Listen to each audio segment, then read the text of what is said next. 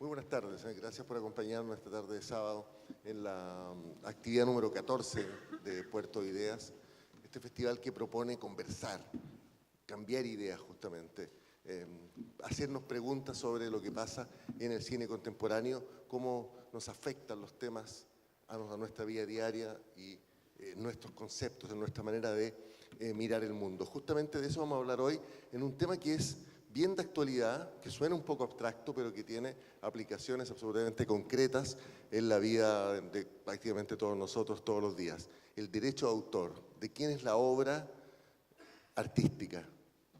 Nunca el ser humano, si ustedes lo piensan, había escrito tanto como hoy.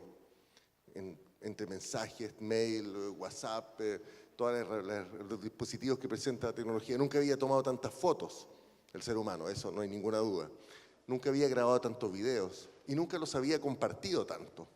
Nunca había contado tanto de sí mismo y de sus cercanos, de obras que creó, en fin, de ideas que tuvo, nunca habían sido tan compartidas tan rápidamente y a nivel tan masivo. Sin embargo, eso plantea un problema inmediatamente derivado de ahí, que es ¿hasta dónde me pertenece mi obra? ¿Y quién paga si la hago circular por internet? ¿Quién me paga a mí?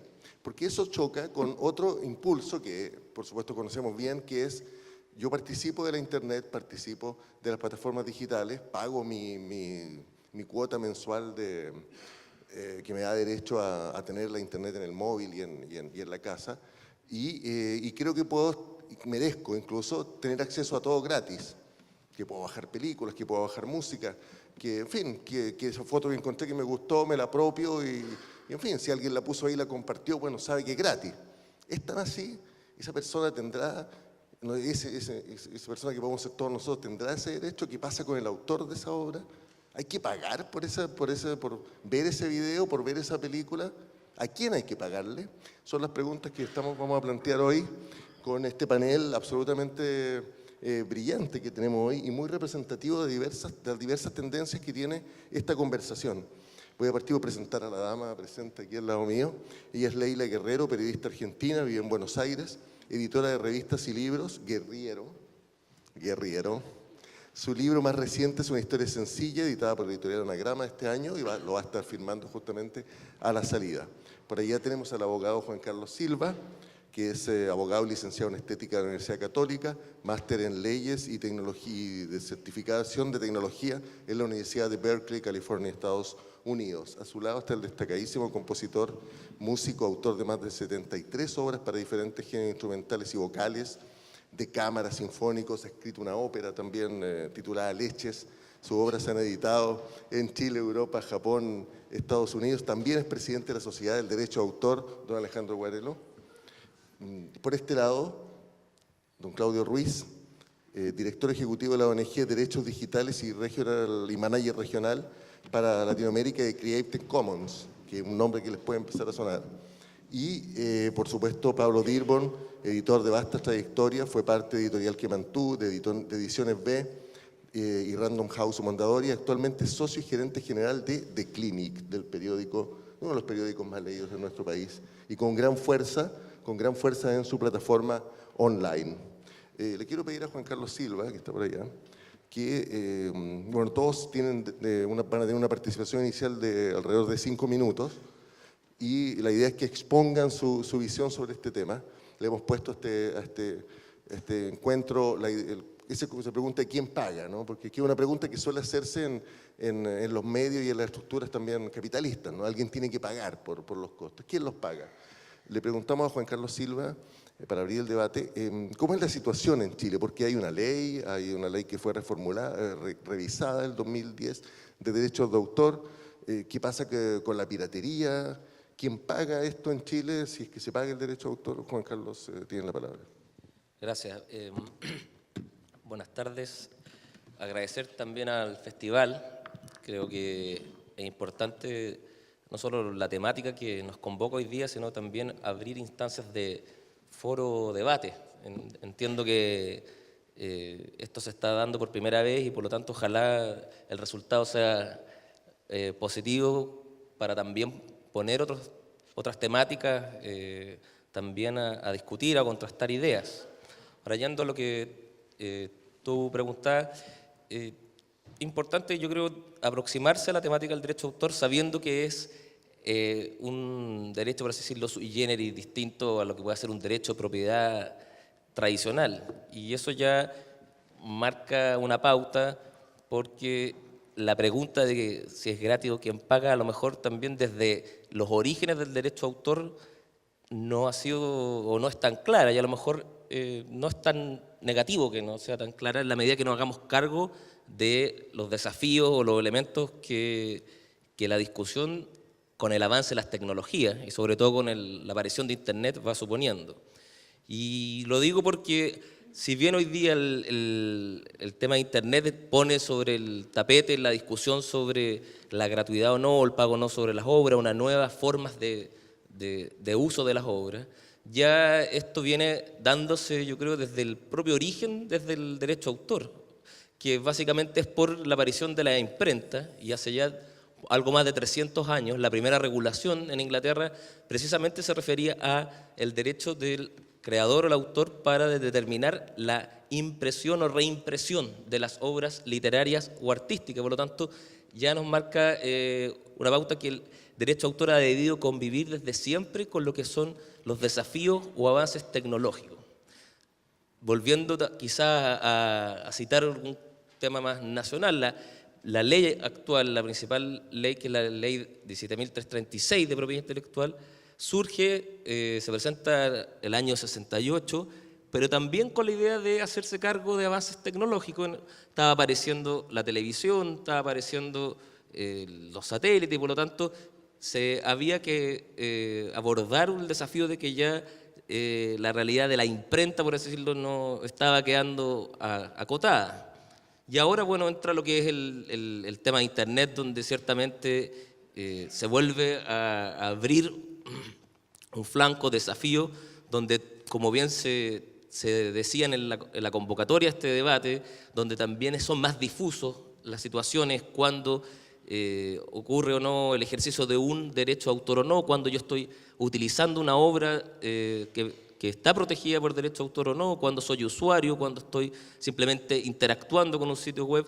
Y ahí el balance que hay que buscar ya no es tanto el que ha tenido tradicionalmente el derecho de autor. ¿Cuál era? El proteger a los creadores, tanto artísticos, literarios o científicos, y a la vez también permitir un acceso a los usuarios a dichas obras.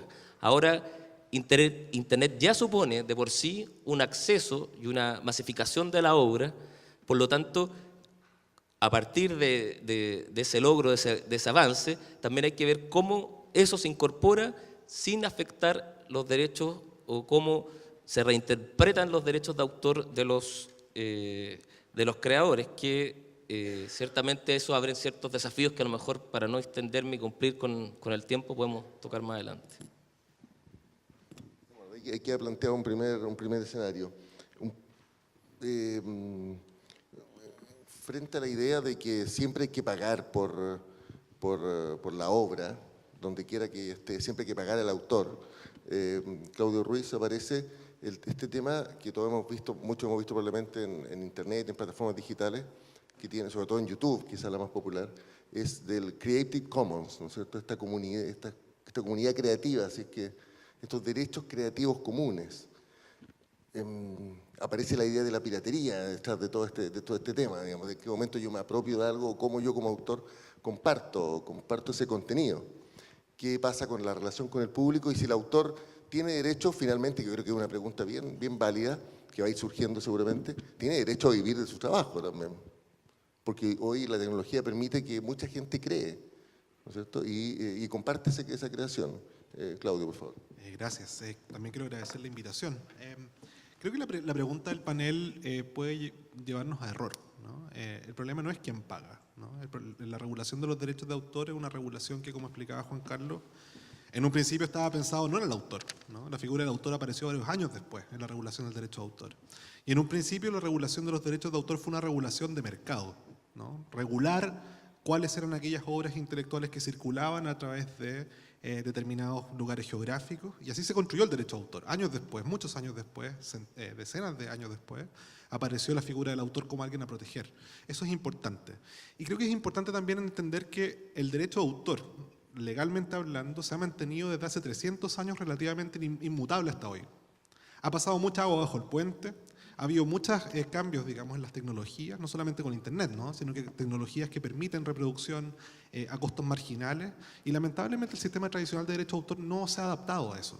De hecho, por el contrario, escudado por la figura de los autores, ¿no?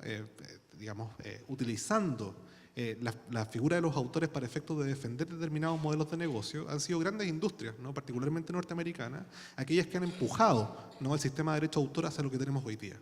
Y lo que tenemos hoy día fundamentalmente es que cada vez que hay cambios en nuestras leyes de derecho de autor, probablemente la última reforma en Chile es una gran excepción a esta regla, es que cada vez que hay cambios en nuestras leyes de derecho de autor son cambios que están pensados en aumentar los estándares de protección y no aumentar los estándares de acceso.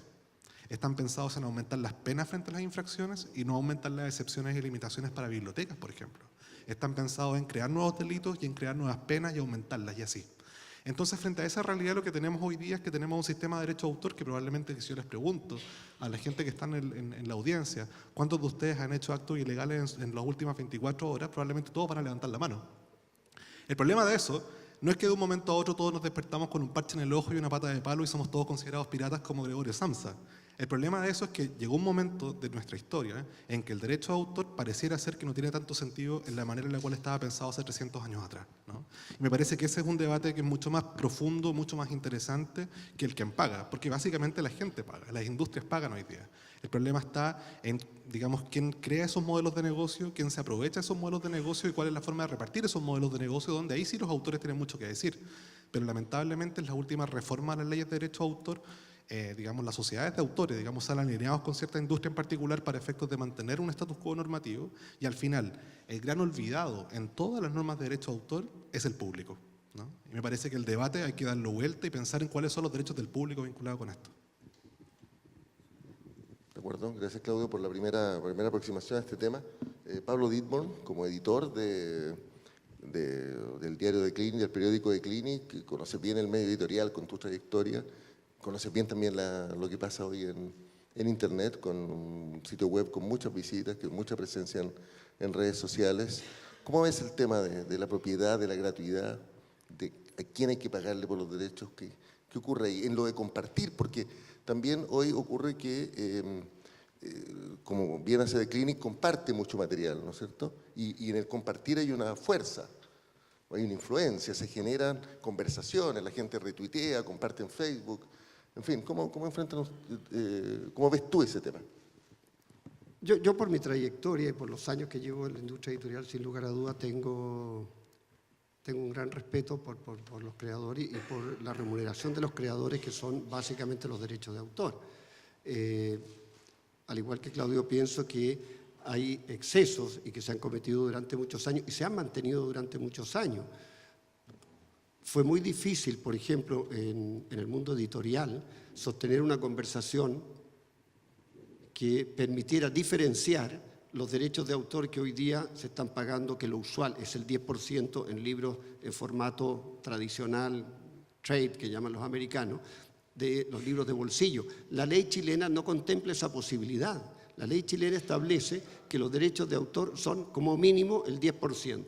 Ustedes pensarán que la diferencia entre pagar un 10% de derecho de autor y un 6%, que es lo usual en los libros de bolsillo, no hace un recorte importante en el precio final. Créanme que sí lo hace.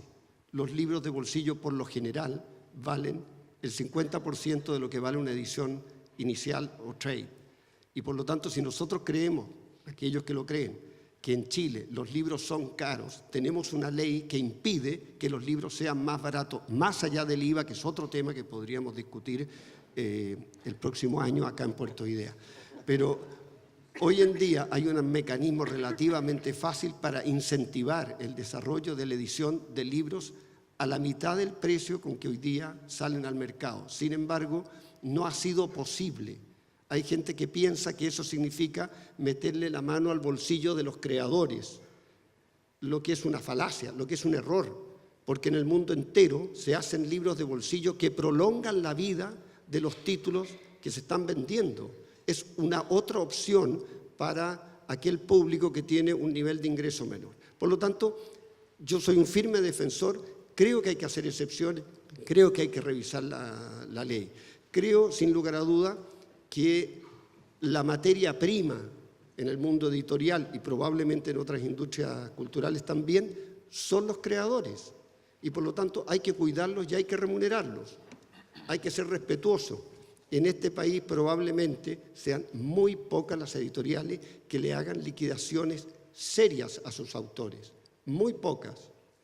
Y por lo tanto los están estafando. No existe ningún mecanismo para protegerlos ni a nivel del gremio ni a nivel legal.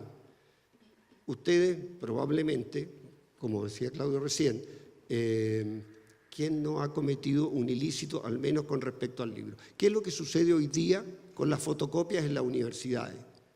Las universidades en Chile son caras y malas, por lo general. Caras y malas. Sin embargo, para acreditarse, a ninguna le han exigido que tenga biblioteca. A ninguna. Sí, una buena máquina fotocopiadora. Para que venda fotocopias. No paga derecho por ello. No quieren suscribir contratos para al menos remunerar de alguna manera al autor al cual le están copiando. Y en el mundo digital ya no copian unas páginas o un capítulo, sino que libros enteros. Enteros. Y el autor no tiene derecho a decir nada. El autor vivo. Después discutiremos sobre los autores que han muerto y cuyo periodo llega a los 70 años, lo que puede ser objeto de una discusión en la cual probablemente nosotros pediremos que sea menos. Pero a diferencia de otra industria brutal como es la farmacológica, donde también las licencias son caras, pero la diferencia está en que la materia prima son los enfermos. El nuestro son los autores. De acuerdo.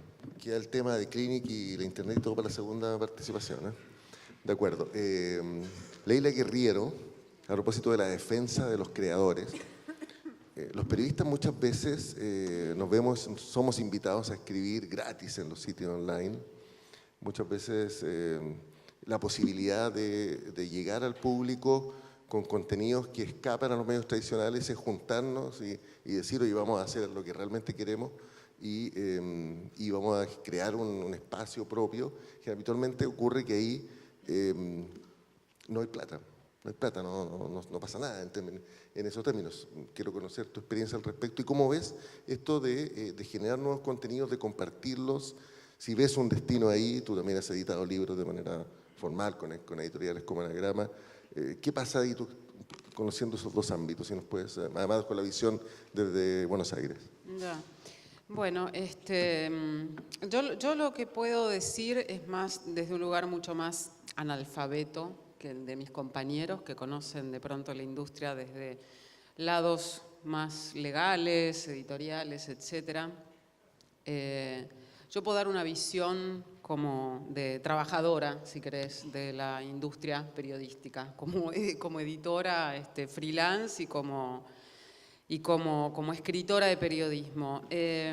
Yo tengo también, como decía Pablo, un gran respeto por el autor y por el derecho de autor. A mí me parece que en todo este tema del derecho de autor, a mí lo que me importa, por ahí de una manera un poquito precámbrica quizás, es tratar de recordar de que toda tarea creativa, sea la música, sea la escritura, es un trabajo, no es aquello que uno hace en su rato libre después de estudiar una carrera que sea más lucrativa. Yo no quiero ser abogada durante 12 horas para poder pagarme mi posibilidad o sostener mi posibilidad de poder escribir en mis ratos libres. Primero porque no funciona así, no hay manera de escribir o de pintar o de componer música en los ratos libres o los fines de semana que nos deja un empleo que nos transforma en una persona completamente infeliz y en una especie de larva sobreviviente. Entonces, bueno, cuando de lunes a viernes trabajamos en un banco, somos gerentes y después el domingo, el fin de semana, nos dedicamos a escribir nuestra gran novela. Hay un libro maravilloso de un director de cine que se llama David Lynch, que también pinta, que él dice que pintar es muchas veces también perder el tiempo, ¿no? Estar esperando a que algo bueno pase, o sea, darse el tiempo para esperar que algo bueno pase.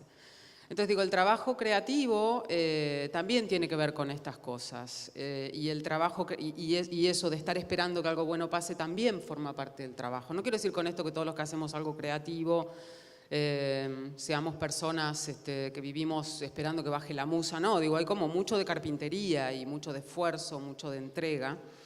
Y a mí me parece que a la hora de pensar en términos de dinero y de derecho, eso se hace como un trabajo, se hace con la misma entrega con la que un cirujano que tiene vocación de cirujano se dedica a hacer trasplantes de corazón. Y entonces yo sé que un músico va a ser mejor músico cuando tenga 60 o 70 años, seguramente que cuando tiene 20 y casi no tiene experiencia, que un escritor va a poder escribir sus mejores libros a los 30, 40, 50 años, y no en sus primeros años. Y no creo que a esas edades y a esas producciones más depuradas se llegue a través de una vida en la que uno no ha podido tener una entrega completa a eso, sino que ha desperdigado su tiempo en oficios nada más alimenticios. Digo, o sea, yo sé que hay mucha gente que lamentablemente debe vivir de esta manera porque no queda otra. Pero no me parece que ese sea como el mensaje, ¿no? Como que eso sea, digo, la historia de la literatura, la música está repleta de gente que ha tenido existencias tremendamente sufridas y ha tenido que hacer trabajos alimenticios para poder hacer en sus ratos libres, digamos, no sé, la ópera, la novela, etcétera, etcétera. Lo que a mí me parece peligroso, digamos, es pasar el mensaje de que eso debe volver a ser así porque lo que nosotros hacemos no es un trabajo en serio. Se me parece mucho a esa idea un poco reaccionaria que tenían nuestras abuelas o algunas de nuestras madres, que cuando les decíamos que nos íbamos a dedicar a escribir o a hacer poesía o a hacer teatro, nos decían que eso no era un trabajo en serio, digamos, que nos buscáramos un empleo de verdad, ¿no? A mí me parece que el trabajo creativo es un trabajo que debe ser pagado y me parece también que, bueno, habrá que discutir cómo, de qué manera estas nuevas tecnologías afectan, etcétera. Pero me parece que también hay otro riesgo y es el riesgo de que generemos castas dentro de esto. La vez pasada leía, por ejemplo, una entrevista a una señora que se llama Elfriede Jelinek, que es una novelista alemana que ganó el premio Nobel hace unos años, y ella puso con mucho orgullo su última novela en internet, asequible a cualquier persona. Lo cual no me parece ni bien ni mal, pero cuando el periodista le preguntó, bueno, ¿eso cree usted que lo podría hacer cualquier novelista Nobel? O sea, ¿cómo haría una persona que recién empieza? Esta mujer se ganó, no sé, 1 millón de euros, creo que es el premio Nobel, ¿no?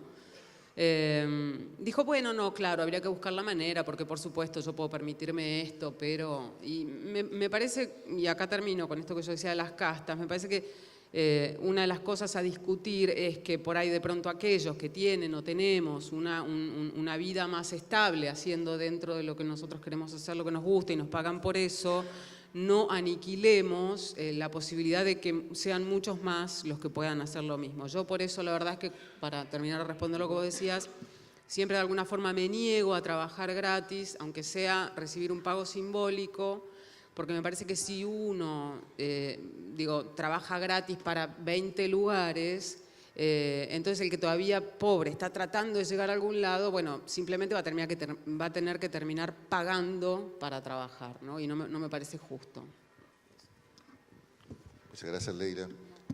Alejandro Guarelo, más de 30 años dedicado a la creación artística, conoce bien el tema, 30 y tantos años dedicados a la creación de la música contemporánea, presidente de Sociedad de Derecho de Autor. ¿Se puede vivir, como dice Leila, se puede vivir de ser autor, artista? ¿Quiere el público pagar? ¿Está dispuesto a pagar el público en alguna instancia? ¿Quiere bajar el libro gratis de internet? ¿Quiere fotocopiarlo? ¿Cómo ves tú esa relación hoy con todo el acceso, con todo lo que está ocurriendo? Por favor. Mira, primero agradecer esta oportunidad, este debate, como decía Juan Carlos. Efectivamente es una oportunidad muy rica abordar estos temas y de una dimensión a cinco flancos, no a dos, no en blanco y negro. Creo que es interesante lo que acaba de decir Leila. Efectivamente, está instalado en nuestra sociedad un problema sociológico, no solamente de las abuelas, yo diría que hoy día es patético, en que el trabajo de producción de algo normalmente voy a ser un poco drástico quizás, inútil, porque en realidad el arte en sí mismo es bastante inútil bajo la perspectiva de la producción industrial. Después nos vamos a dar cuenta que es demasiado útil, pero que efectivamente el autor, el que produce todo el fenómeno, no hay que olvidarse que toda esta industria de la cual estamos hablando, libros, fotografía, fotocopias, discos, etcétera, etcétera, nacen porque hubo alguien que hizo algo, que creó una obra, que escribió, que pintó, que compuso, etcétera, etcétera, que inventó. Y resulta que es el más desconocido del mundo, es el más ignorado.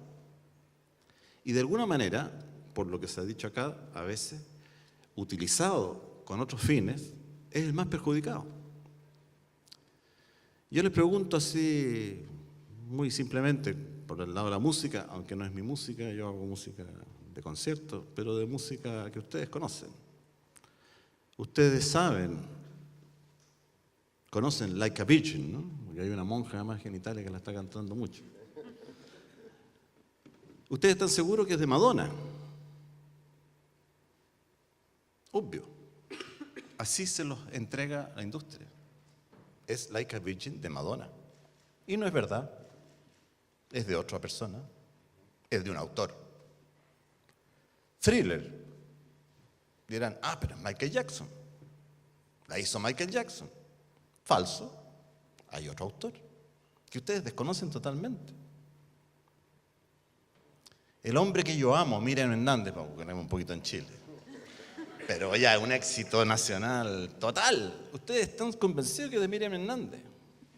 No, es de Gogo Muñoz. ¿Conocen a Gogo Muñoz? No. Se acaba de ganar el Festival de Viña el año pasado en la parte folclórica, pero nadie tiene idea. Y aquí hay cosas que son importantes. Leía recién en el Mercurio un libro de un argentino, Oppenheimer, Crear o morir se llama el texto, ¿no? Justamente que hace hincapié sobre esta actitud que es social, de desconocer a quien crea y quien inicia la cadena real de todo este fenómeno. El llamado creador. Nosotros nos autodenominamos creadores con una soberbia espantosa, porque en realidad no creamos nada, lo que pasa es que modificamos las cosas. Pero en eso consiste el juego. Y efectivamente, y voy a aprovechar que está Leila aquí, que es argentina, porque es uno de los pocos casos en que yo reconozco que Argentina, pese a que reconoce a un húngaro, en la denominación de un objeto útil, proyecta el nombre del inventor. Ustedes saben que los argentinos al lápiz pasta le llaman virome. Y es de un húngaro, que se llama Ladislao Biro, que inventó el sistema, nadie lo pescó en Europa, llegó a Argentina, lo pescaron, y así en Uruguay, en Paraguay, en toda la región del Plata, se llama virome. Es un homenaje. Ustedes lo conocen como lápiz Bic, lápiz pasta, bolígrafo, etc. Pero está el señor Biro, que hizo posible este asunto. Yo no estoy hablando ahora de arte, estoy hablando de industria científica. Los inventores están todos ocultos, están todos sobrepasados. Y más encima, son usados para generar recursos. Y aquí está el punto. Porque yo estoy absolutamente de acuerdo en que la Internet es una posibilidad de acceso maravilloso a toda información. Tanta información que en realidad no accedemos casi a ninguna, pero es demasiada información. Efectivamente. El problema surge, como decía tanto Juan Carlos como Claudio, que son abogados, además que saben más del asunto, el origen de este asunto. Y efectivamente no era para proteger a los creadores. O sea, aparentemente, los pobres creadores nunca han sido considerados.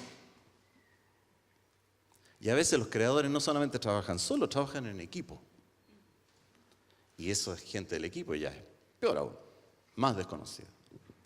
Y entonces aquí existe Dice, ¿cómo se llama este debate? Se llama, ¿y si es gratis, quién paga? Yo le digo, y voy a terminar rápidamente. Ustedes escuchan música en la radio, gratis. Ustedes escuchan música en la televisión, gratis. Ustedes ven un video en YouTube, gratis. Pero hay gente que paga. Eso está pagado. Está pagado por diversos sistemas, publicidades, venta de espacios, etcétera, etcétera. No vamos a meter en la parte técnica. El problema es, si ustedes de alguna manera no pagan, hay otros que pagan. Pero aquí llegamos al otro punto. Todo lo que se paga por supuestamente que llegue al autor, resulta que no llega. O si llega, es poquito. Y eso lo voy a hablar un poquito más adelante porque es fundamental tener en cuenta esto. El acceso a la obra es absolutamente gratis. Es lícito. El problema es cuando entra alguien, se pone en el medio y hace usura, no hace uso de la obra del creador. Usura a partir de la obra del creador. De eso voy a hablar un poquito después. De acuerdo, gracias, señor Guarelo. Claudio, vamos a cambiar un poco el orden. Y si quieren polemizar, pueden hacerlo. Justamente el debate justamente es la idea del debate. Claudio, hay un caso, recordando lo que dice, lo que dice Alejandro, hay un caso, por ejemplo, de un video muy exitoso chileno, hay varios, pero uno de un grupo muy conocido, que tiene algo así como 5 millones de visitas en YouTube, que todo el mundo lo conoce la canción, y los creadores, autores, compositores de esa canción han recibido alrededor de 70.000 pesos, ¿no es cierto? Que, digámoslo, parece poco en relación a los 5 millones de visitas. Uno pensaría que 5 millones de visitas ya te asegura un cierto patrimonio, una cierta ganancia, digamos, a partir de eso, para ser más preciso.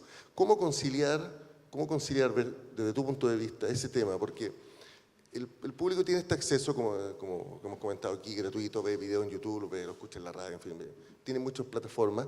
En algunas se paga, porque la gente paga, por ejemplo, ustedes, yo, todos, muchos pagamos en Netflix o pagamos en Spotify, una cuota chica, el autor, sin embargo, no recibe demasiado, y por otro lado el autor necesita compartir.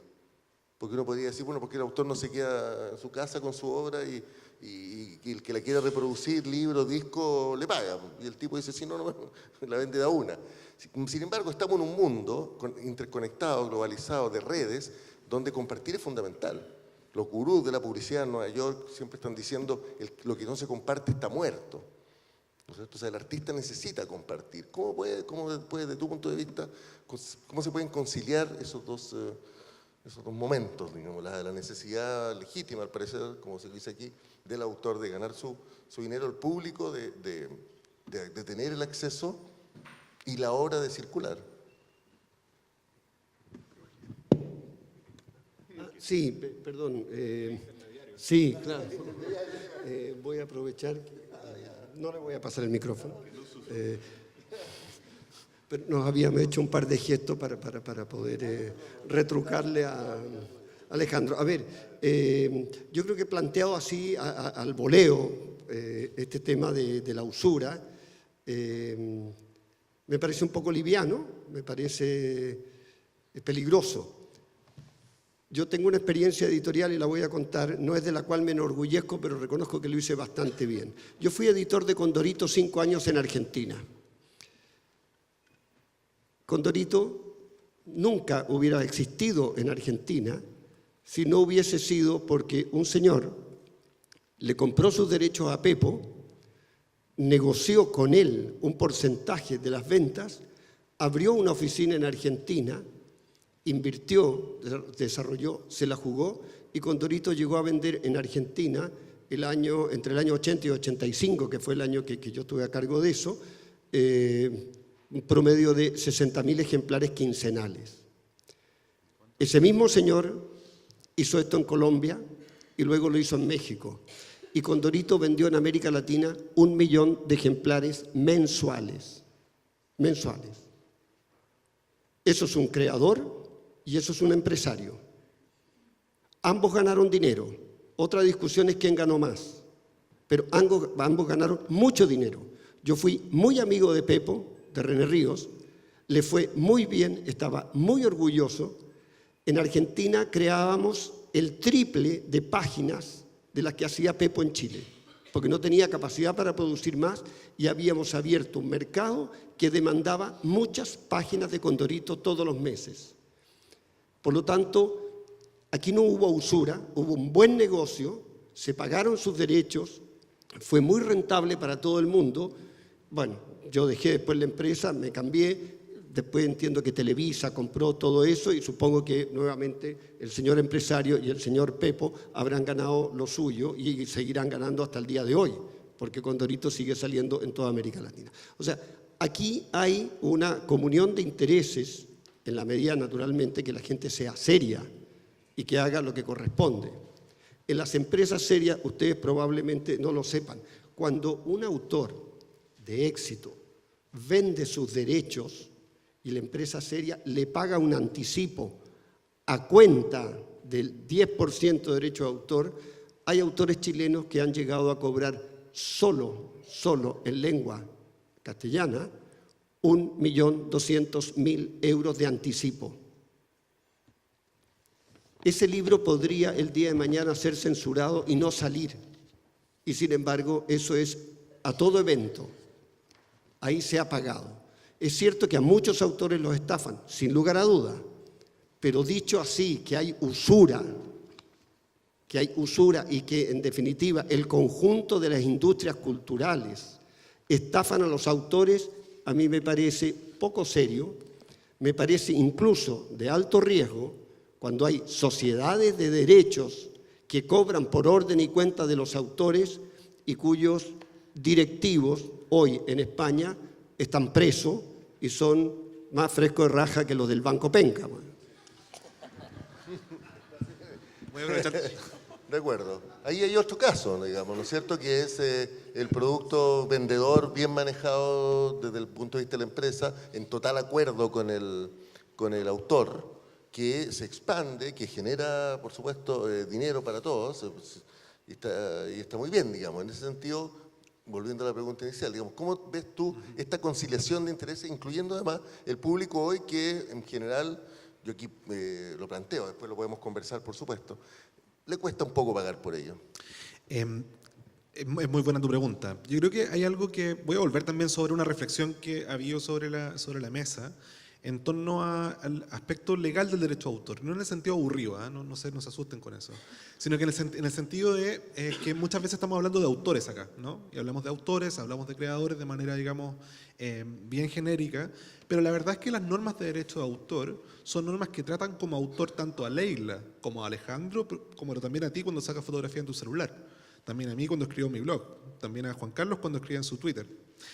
Lo digo porque de alguna forma el creador es alguien muy distinto dependiendo de cada uno de esos casos, ¿no? Alejandro probablemente va a querer, digamos, lanzar su obra intelectual en un teatro como este. Probablemente Leila querrá llegar a un acuerdo con alguna editorial que lo publique en toda habla hispana y así. Pero probablemente las fotografías que yo quiero sacar en mi celular no quiero que tengan el mismo trato, digamos, porque yo no me gano la vida con mi fotografía.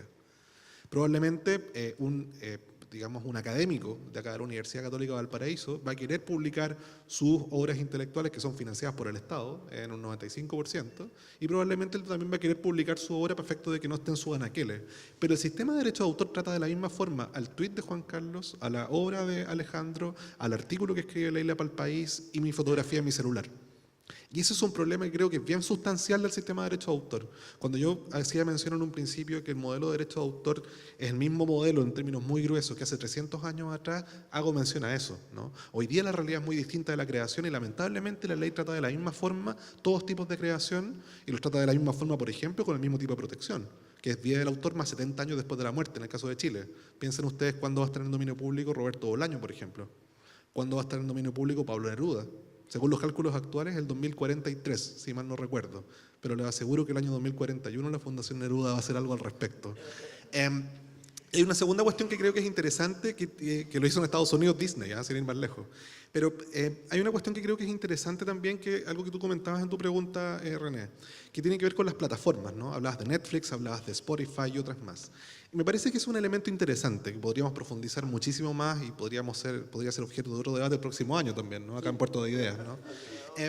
Pero que tiene que ver con que, si se fijan, todas estas innovaciones, que son innovaciones que han sido en beneficio para los autores en primer lugar y también para el público por otro, que intentan superar un poco esta brecha de la denominada piratería, que yo creo que es muy complicado de explicar y es muy complicado de tratar de la misma forma, así como es complicado de tratar de la misma forma a todos los autores. Ninguna de estas plataformas, ninguna de esas plataformas han surgido de la industria de contenidos, ninguna. iTunes se le ocurrió a un señor en California que usaba una polera negra. Spotify se le ocurrió a unos señores en el norte de Europa, y así. Radio se le ocurrió a otro tipo. Todas las innovaciones, Netflix no se le ocurrió a la industria de contenido en Estados Unidos. Lo que quiero decir con eso es que hay la industria de contenido, y insisto con ese punto que decía en un principio, que ha sido la punta de lanza del sistema actual de propiedad intelectual. Lo que quiere hacer no es proteger a los autores, lo que quiere hacer no es proteger al público sin ninguna duda, sino que criminalizarlo, sino que lo que quiere es mantener un modelo de negocio propio y no innovar. Y a mí me parece que ahí está el corazón también del problema que tenemos hoy día de un sistema de derechos de autor que está en una crisis terminal.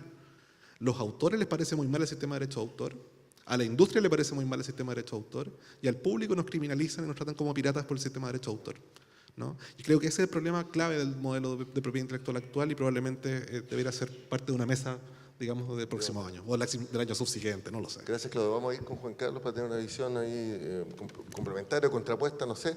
Ahí hay un tema muy interesante, porque la industria del entretenimiento, esto que se llama el entretenimiento, ciertamente no es innovadora, al contrario, busca, como tú bien dices, retener todos los derechos de propiedad. Y eso genera que, bueno, otra gente invente finalmente plataformas que buscan esta conciliación de autor y público.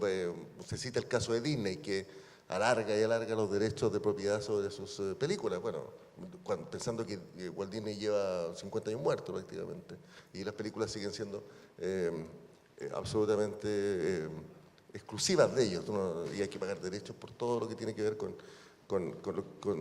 Disney. Entonces no es una industria innovadora, sino también conservadora, y que criminaliza al público, Juan Carlos. Sin embargo, el público, nosotros mismos, todos los que estamos aquí, podemos piratear y bajar cosas sin que nos pase nada hoy día, ¿no? O sea, no, tampoco... No sé si tanto como que pase nada, pero tomo lo que dice al final, porque es un buen pase, en el sentido de que efectivamente yo concuerdo con que el sistema del derecho de autor legal hoy día está, por así decirlo, al debe. No basta con haber incorporado la realidad de Internet, sino que los desafíos que ello va suponiendo y va a ir suponiendo son mayores. Pero también es curioso que si nosotros tomamos la última encuesta de consumo y tiempo libre que se desarrolla por el Instituto Nacional de Estadística y el Consejo de la Cultura y las Artes, salió hace muy poco, esta semana creo, y uno examina ciertas cifras respecto a lo que es la propiedad intelectual, uno podría concluir que hay ciertas buenas noticias, en el sentido de que las denuncias por infracciones o delitos de propiedad intelectual que Carabineros informa descienden en alrededor de cerca de entre un 15 y un 20%. Las sentencias condenatorias por infracciones o delitos por infracción a la propiedad intelectual también descienden. Pero siento que eso quizás no es reflejo directo desde que haya una mayor conciencia en los usuarios respecto a lo que son los derechos de autor, sino que son precisamente los desafíos o lo más expuestos que están hoy día los autores respecto a la realidad de Internet. Y eso es una señal bastante importante, el decir cómo estas cifras han reducido, cuando yo creo que la piratería se mantiene o quizás en Internet aumenta. De hecho, hay un texto de un autor americano que se llama Robert Levine, que fue editor de Billboard, que se llama Free Rider, y la traducción es Parásito, donde aborda esta problemática y dice que hoy día los incentivos para poder entrar a competir en Internet, en sitios, por decirlo, legales, son prácticamente mínimos, porque los costos que implica para alguien que va a operar contenido legal no pueden estar a la altura de lo que hay, de lo que son sitios con contenido similar que no es legal o que no cuenta con la debida autorización. Y por lo tanto eso, sumado al hecho de que para la publicidad, que es el ingreso para esos sitios web, tampoco llega a ser una competencia igualitaria a la hora de ir a buscar publicidad entre un sitio que ha tenido que pagar los derechos de autor versus otro que no, tiene a la industria y en consecuencia también a los autores bastante en vilo. Y quiero terminar también diciendo que hay, efectivamente, decía Claudio, tenemos que preocuparnos de los olvidados que puedan ser los usuarios, pero también los autores, y los autores no tan industrializados son algunos también de los olvidados. Piensen en un segundo en lo que son los fotógrafos. Efectivamente, hoy día todos podemos llegar a ser fotógrafos. La tecnología, la internet, y como no discrimina respecto al valor artístico, la protección del derecho de autor nos puede hacer sentir a todos fotógrafos, pero ciertamente quienes sí han vivido de la fotografía, hoy día en internet se ven expuestos a que con solamente subir a alguien una foto que es de un tercero, una foto con un valor artístico importante de alguien que ha podido vivir de ese trabajo, a la vez se está reproduciendo y distribuyendo a un nivel amplio que al final el incentivo para ese autor de seguir dedicando tiempo y producción para tener resultados similares terminan siendo bastante, por así decirlo, bastante inversos. Así que estoy de acuerdo que tenemos que hacernos cargo de adecuar la normativa. Hoy día, en un mismo acto, al subir una foto, estamos reproduciendo, distribuyendo y exhibiendo públicamente, por lo tanto, tres infracciones parece un poco absurdo, pero a la vez también tenemos que ver qué pasa con autores que no están en la industria. Tienen los mismos derechos, tienen la misma protección y hoy día también están expuestos a el mismo uso. Alejandro, una consulta más a ti, una intervención más de Leila, y podemos conversar un poco también con el público que ha llegado aquí en muy buen número. Y arriba. No me conviene, si yo soy un artista, un autor, no me conviene, como han hecho muchos en la música, por ejemplo, eso llama la atención, regalar mi trabajo, o sea, editar un disco y lo regalo. ¿Cuánta gente ha hecho eso? Yo te regalé uno. Tú me regalaste uno antes de entrar acá. Tu último disco lo voy a mostrar. Uno, Pero después te doy. Uno solo, bueno. No, mira. Aquí, bueno. Uno solo. Y tratar de vivir y tratar de hacer mi sustento por el arte, digamos, ligado al arte de otra manera. Encontrar una manera mixta, porque vuelvo al tema de compartir. O sea, hoy me parece a mí que realmente es central el tema de compartir. O sea, yo existo en la medida que comparto, en la medida que estoy presente en las plataformas digitales, en las redes sociales, en los medios. En fin, necesito esa presencia. Y más allá de cómo se transmite mi trabajo, eso es lo que quiero decir. Necesito estar ahí presente y luego la gente me conozca y inventar algo quizás para sacar plata, para obtener el dinero que necesito. ¿Cómo ves tú ese tema? A ver, primera cosa, sí, es cierto. O sea, el disco que les puedo regalar a todos no me alcanza para todos los de la platea, pero está financiado, como dice Claudio, por el Estado de Chile. Me financió un proyecto y yo regalo el disco, no lo vendo, como hacen otros que venden una vez que ya ha sido financiado. Ese es otro asunto. Quizás porque necesitan absolutamente el asunto.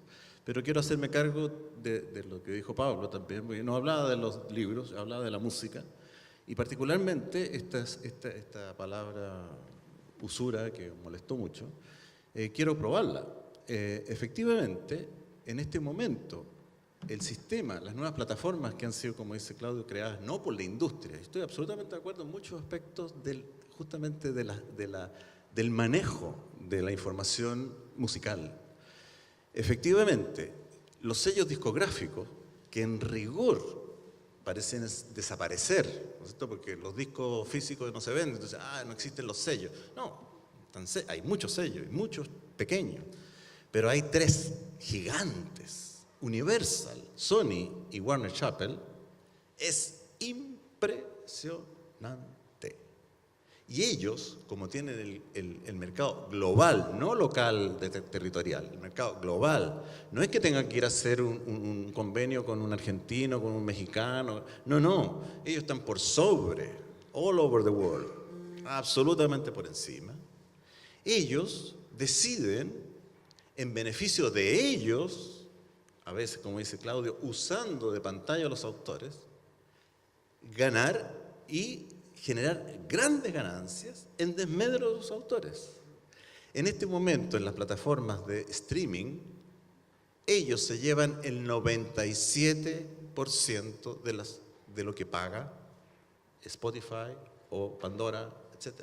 Solo el 3% va a los autores. Peor aún, el asunto es tan poco transparente que en definitiva ellos negocian, igual como lo decía Pablo, ellos negocian pagos anticipados desde los streaming, pero a ellos, y está probado que los pagos anticipados a ellos nunca ha llegado a los artistas y a los creadores. Se acaba de cumplir 100 años en Nashville, una ciudad emblemática de la música popular en Estados Unidos. Nashville, ¿sí? Y es justamente el 22 de octubre. Y se hizo público un estudio justamente que prueba técnicamente y con documentación lo que estoy diciendo. Por lo tanto, no estoy haciendo un boleo al aire. Efectivamente, en la industria de la música, y tal como lo denuncia también Claudio, el mecanismo de la industria va en desmedro de los autores y va en beneficio de esa industria. Y por eso que no te quiere innovar también, o sea, obviamente. Y lo que quiere es prolongar, más allá de la vigencia del derecho de autor, que es una propiedad temporal, ¿no es cierto?, que efectivamente, si ustedes lo piensan en un creador, 50 años después de su muerte, o 70, o 100, o 120, como quiere Mickey Mouse, ¿no es cierto?, en el TPP, que son cosas que en este momento están funcionando. Ellos, por proteger la industria Disney, el gobierno norteamericano está presionando a todo el sistema pacífico para que los derechos de esa industria, no los derechos de la familia Disney o del señor Walt Disney y su heredero, sino que efectivamente la industria que vive de eso se quede con más tiempo. Porque en definitiva, un creador, ¿no es cierto?, que trabajó, como dice Leila, arduamente, no con esa idea romántica de la musa, ¿no? Hay que estar ahí, con el lápiz en la mano, etcétera, etcétera, trabajando todos los días. Ese autor que genera esas obras, y que esas obras generan derecho porque son usadas comercialmente, el punto de la gratuidad del acceso tiene que ver con que, en definitiva, hay otros que usan esa obra. Y eso genera derechos. Ojo, que Claudio dice el derecho de autor está en decadencia. No, yo creo que el problema está en la legislación del derecho de autor. El principio de derecho de autor yo creo que va a seguir vigente y ojalá justamente logre recuperar el reconocimiento al autor, porque finalmente es un reconocimiento. Perdón el caso, esa persona generó derechos, muere, pero resulta que tiene familia. Igual que un bien inmueble, ¿no es cierto?, tiene derecho a alguien, a esa familia, a esos herederos, a percibir por un tiempo esos derechos. Porque en definitiva, esa obra sigue viviendo. Y esa obra sigue viviendo, pero sigue generando recursos. Si ese es el punto. Yo les dije, el arte es inútil en sí mismo. Pero cuando genera recursos, hay que proteger al autor. El caso que yo decía recién, lo que supuestamente debería dividirse, miren lo que estoy diciendo, dividirse ¿cómo se dice?, las utilidades entre el aparato de, ¿cómo se llama?, entre los sellos y ejecutantes, que son los productores en el fondo, y los autores y editores que están juntos, no están peleados, están juntos. Los editores están en el bando de los creadores. El problema es que en la música, los sellos y todos los aparatos de producción, ¿no es cierto?, deberían compartir esto en 50-50. Pero resulta que es 97 versus 3. 97 versus 3. Los sellos grabadores, en este caso Universal, Sony, etcétera, se quedan con el 97% de las utilidades. Y recién el 3 se van a los editores y a los creadores. Si un problema de tarifa. Estoy de acuerdo con Pablo en que, en definitiva, hay un reconocimiento. Y de acuerdo al éxito, puede haber ganado mucho dinero el creador, efectivamente. Pero no nos olvidemos, aquí lo que pasa es que la obra de arte que se idealiza pasa a ser objeto de negocio. Así es. Y en el objeto de negocio está el problema.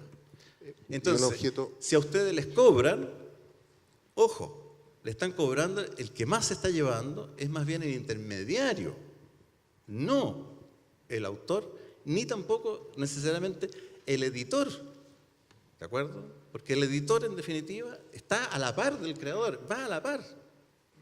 Gracias, Alejandro. Corresponde que hable Leila. No, pero podemos dejarlo pasar, ¿eh? O sea, Pero mientras Leila, yo iba a decir, pero mientras Leila se prepara, porque, bueno, aquí hay un tema súper apasionante aquí, digamos, porque además yo creo que tú has aportado, Alejandro, un punto interesante, que es que esto no es un tema local, como uno a veces lo ve, sino que es una industria global, y donde ahí el asunto cambia de tono, claramente, y cuando intervienen los gobiernos, como en el proyecto en que está Chile involucrado, de hecho, en el tema del Pacífico que promueve Estados Unidos. Pablo Dickmann, una intervención breve antes que hable Leila. Y vayamos a la conversación. Bueno, si es Pregunta del breve, público. tendría que decirle a Alejandro, vamos para afuera y nos arreglamos. Pero mira... pero si en el fondo piensan lo mismo. Porque o sea, no me se parece hagan. bien que esté de acuerdo conmigo. Pero en fin, a ver, en términos de los porcentajes, siempre es, vuelvo a decir lo mismo, peligroso. Yo dije recién que la ley chilena establece que el derecho de autor es el 10% y cualquiera rápidamente dirá, el sinvergüenza, el editor se queda con el 90%. No es así. El autor recibe el 10% de los ejemplares efectivamente vendidos y el editor no recibe el 90% porque el 50% se queda en la cadena de distribución, vale decir distribuidores, libreros, logística, qué sé yo. Por lo tanto, de lo que se queda el editor, el autor representa el 20%. El 10% del precio de venta público, esto es una lata, pero el 20% de lo que recibe el editor. Y de lo que recibe el editor, naturalmente, están todos los costos, ya sea asociados directamente a la producción del libro o al mantenimiento de la empresa, donde lamentablemente hay que pagar sueldo todos los meses. Entonces, esa cifra tirada al voleo, compañero, nuevamente parece un horror y no es tan así, no es tan así. Pero además hay otro elemento que no podemos dejar de considerar. Esto conlleva riesgo, vale decir, ¿qué sucede si todos los libros que yo vendí, y que en este país es bastante habitual, le pagué el 10% al autor y el librero no me los pagó? Feriamix, Ateneo, Librería Europea, Zamorano y Caperán, José Miguel Carrera, todos los años tenemos un quebranto brutal. Y esas cosas, en definitiva, no hay más fórmula que considerarlas en la fijación del precio o en el margen eventual de ganancia.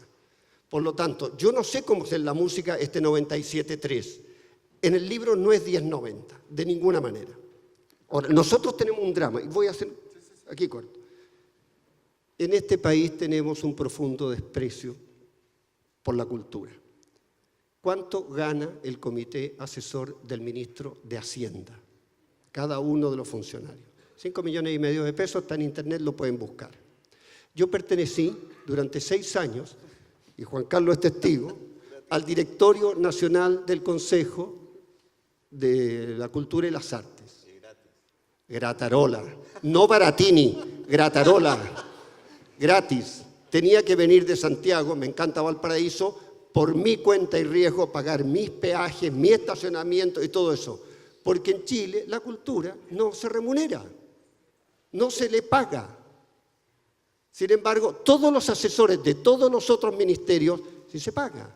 Hoy día tenemos un ministerio del deporte, no tenemos ni un campeón mundial. Y en cultura tenemos 2, Mistral y Neruda.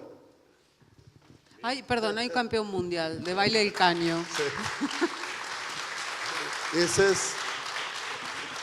Pablo, ese es un tercer debate que vamos a proponer el próximo año, que yo creo que es muy interesante, que no tiene que ver necesariamente con esta conversación, pero que tiene que ver con que los directorios culturales de las organizaciones, de las instituciones que se dedican a la cultura en Chile son todos ad honorem. La gente que participa ahí, desde el Consejo de la Cultura, al Teatro Municipal, a la Fundación de Orquestas Juveniles, en fin, a los directorios culturales, son ad honorem porque probablemente se piensa que es por amor al arte, realmente.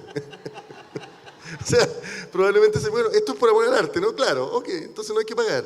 Entonces hay una serie de vicios súper instalados, pero sobre todo una manera de no ver lo que llamamos la producción cultural o la construcción cultural como una actividad real, ¿no es cierto? Como una actividad concreta, donde hay gente que puede ganarse la vida ahí, donde hay gente que puede perfectamente, podría desarrollar una carrera, en fin, hacer escuela y además cómo generar esa actividad, valor para el país. Eso en Chile no se sospecha. Realmente no se sospecha. Y ahí hay un tema que sin duda podremos volver en otro momento, porque es urgente esa comprensión. Leila. No, yo solo quiero decir con respecto a lo que vos decís que no es solamente acá en Chile. A mí me parece que la industria cultural es una, esto que dice Pablo, se espera muchas veces que uno trabaje de manera gratis por amor al arte. A mí muchísimas veces me ha convocado a ser como, bueno, no sé, asesora de una nueva revista que va a salir o asesora de un diario muy importante ya instalado en la Argentina o y lamentablemente siento que pasa también como entre colegas. Entre colegas y es propiciado a veces también, qué sé yo, no sé, una cosa boba por ahí, pero un colega, que no, si es por un amigo, bueno, uno lo hace, digamos, pero que manda un libro entero de 400 páginas para ver si uno lo puede leer y decirle buenamente, ¿qué tal te parece mi libro?, ¿no? No hay una manera amorosa, afable de responder a semejante cosa, ¿no? Entonces uno a veces termina cediendo, diciendo, bueno, sí, claro, o sea, dame como un mes. No, debería ser para la semana que viene porque necesito que me hagas un blur, que es como la fajita, ¿no? Entonces uno se tiene que leer 400 páginas y aunque el libro no le haya gustado, a veces termina diciendo magnífico.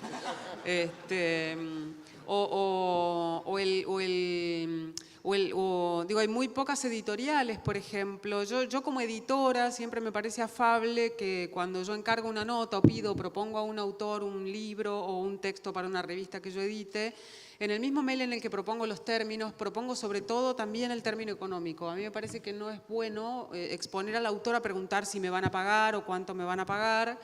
Pero hay como toda una cosa que circula, por ejemplo, que tiene que ver con la industria cultural, que es la industria del prólogo. El amor al prólogo es como el amor al arte, digamos, ¿no? Como que los autores, yo nunca le pedí, creo, un prólogo a nadie, pero esto es como muy común. ¿Me haces un prólogo para mi novela de 1500 páginas de los últimos días?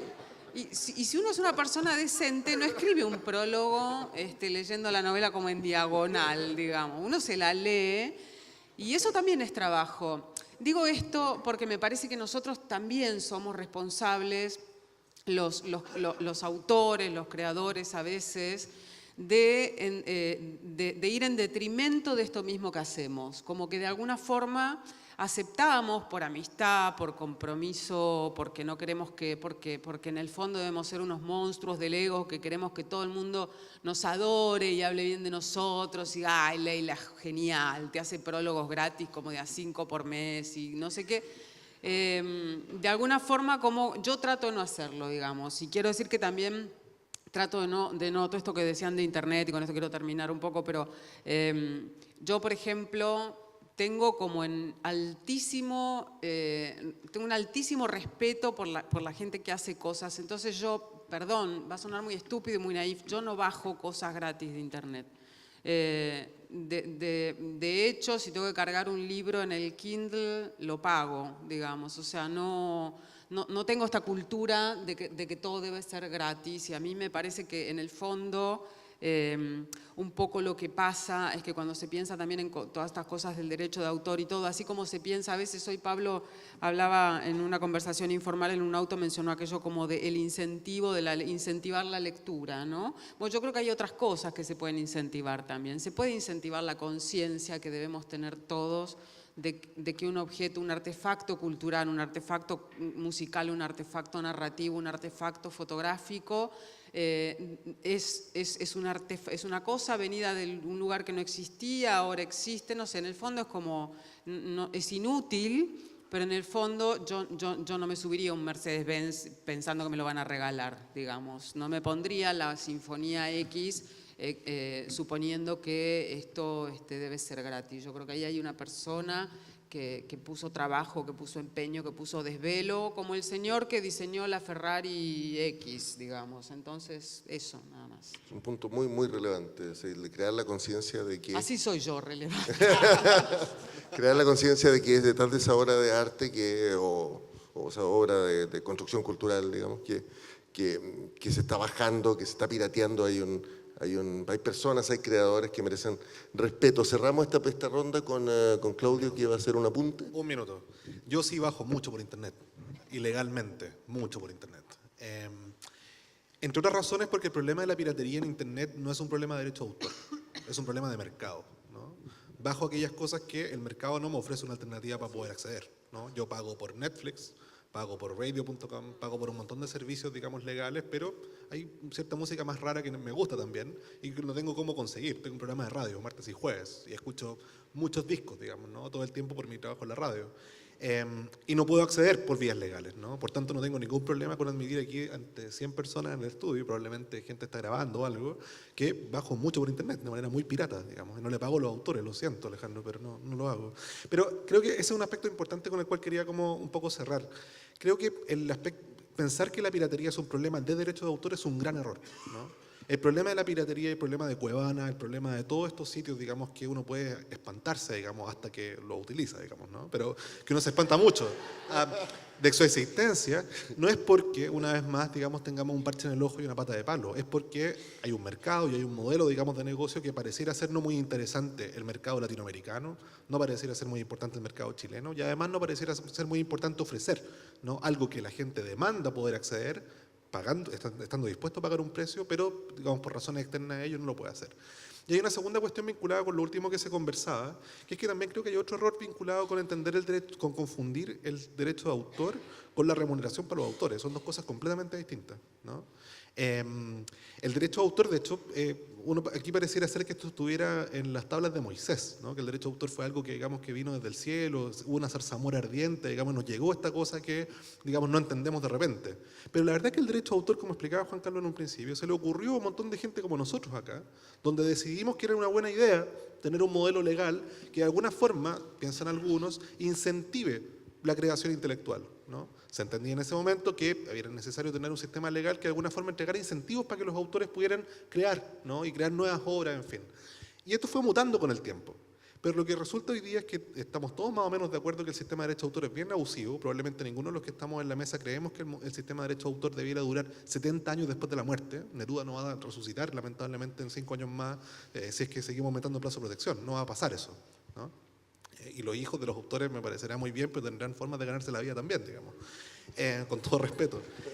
Yo me gano la vida bastante, digamos, mi padre es transportista, digamos, yo no pretendo, digamos, ganarme la vida con sus camiones, digamos. Pero lo que quiero decir con esto es que creo que es muy importante distinguir estas dos cosas, ¿no? El modelo de derecho de autor está en crisis, tenemos un modelo terrible, un modelo que criminaliza a los usuarios, y por otro lado creo que eso es perfectamente compatible con el legítimo derecho de los autores de ser reconocidos, el legítimo derecho de los autores de ganarse la vida por lo que hacen, y el legítimo derecho a respetar a nuestra cultura y nuestras artes.